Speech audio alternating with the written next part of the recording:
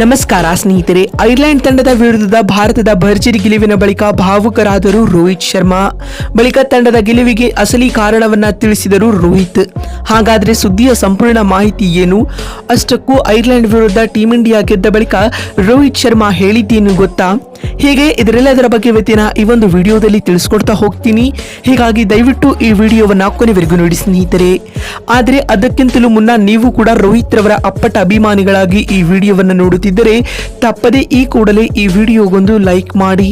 ಹೌದು ಸ್ನೇಹಿತರೆ, ಅಮೆರಿಕದ ನ್ಯೂಯಾರ್ಕ್ ಅಂತಾರಾಷ್ಟ್ರೀಯ ಮೈದಾನದಲ್ಲಿ ನಡೆದ ಟಿ20 ವಿಶ್ವಕಪ್ನ 8ನೇ ರೋಚಕ ಪಂದ್ಯದಲ್ಲಿ ರೋಹಿತ್ ನಾಯಕತ್ವದ ಟೀಂ ಇಂಡಿಯಾವು ಐರ್ಲೆಂಡ್ ತಂಡದ ವಿರುದ್ಧ 8 ವಿಕೆಟ್ಗಳ ಭರ್ಜರಿ ಗೆಲುವು ದಾಖಲಿಸಿದೆ ಸ್ನೇಹಿತರೆ. ಇದಕ್ಕೂ ಮುನ್ನ ಈ ಒಂದು ಪಂದ್ಯದಲ್ಲಿ ಟಾಸ್ ಗೆದ್ದಂತಹ ರೋಹಿತ್ ರವರು ಮೊದಲು ಬೌಲಿಂಗ್ ಮಾಡುವ ಆಯ್ಕೆಯನ್ನ ಆಯ್ದುಕೊಳ್ಳುತ್ತಾರೆ.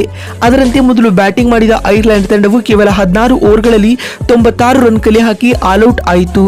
ತಂಡದ ಪರ ಗೆರಾತ್ ಡೆಲಾನಿ ರವರು 26 ರನ್ ಗಳಿಸಿ ಗರಿಷ್ಠ ಸ್ಕೋರರ್ ಎನಿಸಿಕೊಂಡರೆ ಕೊನೆಯಲ್ಲಿ ಬಂದ ಜೋಶ್ವಾ ಲಿಟಲ್ 14 ರನ್ಗಳ ಕೊಡುಗೆ ನೀಡಿದರು. ಇನ್ನು ಟೀಂ ಇಂಡಿಯಾ ತಂಡದ ಪರ ಬೌಲಿಂಗ್ ನಲ್ಲಿ ಹಾರ್ದಿಕ್ ಪಾಂಡ್ಯ 3 ವಿಕೆಟ್ ಕಬಳಿಸಿ ಮಿಂಚಿದರೆ ಜಸ್ಪ್ರೀತ್ ಬುಮ್ರಾ ಮತ್ತು ಹರ್ಷದೀಪ್ ಸಿಂಗ್ ತಲಾ 2 ವಿಕೆಟ್ ಪಡೆದುಕೊಂಡರು. ನಂತರ 97 ರನ್ಗಳ ಸುಲಭ ಗುರಿಯನ್ನ ಬೆನ್ನಟ್ಟಿದಂತ ಟೀಂ ಇಂಡಿಯಾಕ್ಕೆ ರೋಹಿತ್ ಶರ್ಮಾ ಆಕರ್ಷಕ ಅರ್ಧಶತಕ ಸಿಡಿಸಿ ಆಸರೆಯಾಗಿ ನಿಂತರು. ಇವರಿಗೆ ಸಾಥ್ ನೀಡಿದ ರಿಷಬ್ ಪಂತ್ ರವರು ಸಮಯೋಚಿತ ಆಟವನ್ನ ಆಡಿದರು. ಪರಿಣಾಮವಾಗಿ ಟೀಂ ಇಂಡಿಯಾವು ನಿಗದಿತ ಟಾರ್ಗೆಟ್ ಅನ್ನ 12.2 ಓವರ್ಗಳಲ್ಲಿ 2 ವಿಕೆಟ್ ಕಳೆದುಕೊಂಡು ಚೇಸ್ ಮಾಡಿತು. ಇದರೊಂದಿಗೆ ಟೀಂ ಇಂಡಿಯಾವು 8 ವಿಕೆಟ್ಗಳ ಭರ್ಜರಿ ಗೆಲುವು ದಾಖಲಿಸಿತು ಸ್ನೇಹಿತರೆ. ಈ ಗೆಲುವಿನೊಂದಿಗೆ ಟೀಂ ಇಂಡಿಯಾವು ಈ ಬಾರಿಯ ಟಿ20 ವಿಶ್ವಕಪ್ ಅಭಿಯಾನವನ್ನು ಗೆಲುವಿನೊಂದಿಗೆ ಶುರು ಮಾಡಿದೆ ಸ್ನೇಹಿತರೆ. ಇನ್ನು ಇದೀಗ ಐರ್ಲೆಂಡ್ ವಿರುದ್ಧ ಭಾರತ ಗೆದ್ದ ಬಳಿಕ ಪೋಸ್ಟ್ ಮ್ಯಾಚ್ ಪ್ರೆಸೆಂಟೇಷನ್ ವೇಳೆ ಮಾತನಾಡಿದ ತಂಡದ ನಾಯಕರಾದ ರೋಹಿತ್ ರವರು ಭಾವುಕರಾಗಿ ಈ ರೀತಿಯಾಗಿ ಹೇಳಿದ್ದಾರೆ. 2024ರ ಟಿ20 ವಿಶ್ವಕಪ್ ಅಭಿಯಾನವನ್ನ ಗೆಲುವಿನೊಂದಿಗೆ ಉತ್ತಮವಾಗಿ ಶುರು ಮಾಡಿದ್ದೇವೆ. ಇಲ್ಲಿಂದ ಎಲ್ಲ ಪಂದ್ಯಗಳನ್ನ ಗೆಲ್ಲಲು ಎದುರು ನೋಡುತ್ತಿದ್ದೇವೆ. ತಂಡದ ಎಲ್ಲ ಆಟಗಾರರು ಉತ್ತಮ ಲಯದಲ್ಲಿದ್ದಾರೆ. ಇಂದಿನ ಪಂದ್ಯದಲ್ಲಿ ವಿಶೇಷವಾಗಿ ಹಾರ್ದಿಕ್ ಪಾಂಡ್ಯ ಆಲ್ ರೌಂಡಿಂಗ್ ಪ್ರದರ್ಶನವನ್ನ ನೀಡಿದ್ದಾರೆ. ಬುಮ್ರಾ ರವರು ಕೂಡ ಬೌಲಿಂಗ್ ನಲ್ಲಿ ಗಮನಾರ್ಹ ಸ್ಪೆಲ್ ಗಳನ್ನ ಹಾಕುತ್ತಿದ್ದಾರೆ.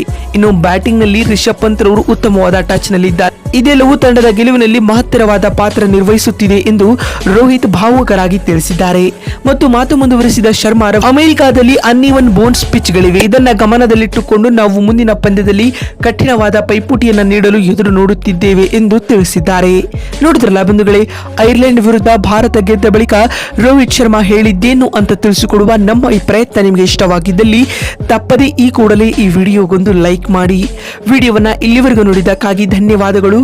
ಮತ್ತೊಂದು ವಿಡಿಯೋದಲ್ಲಿ ಸಿಗ್ತೀನಿ. ಅಲ್ಲಿವರೆಗೂ ನಮಸ್ಕಾರ, ಧನ್ಯವಾದಗಳು ಸ್ನೇಹಿತರೆ.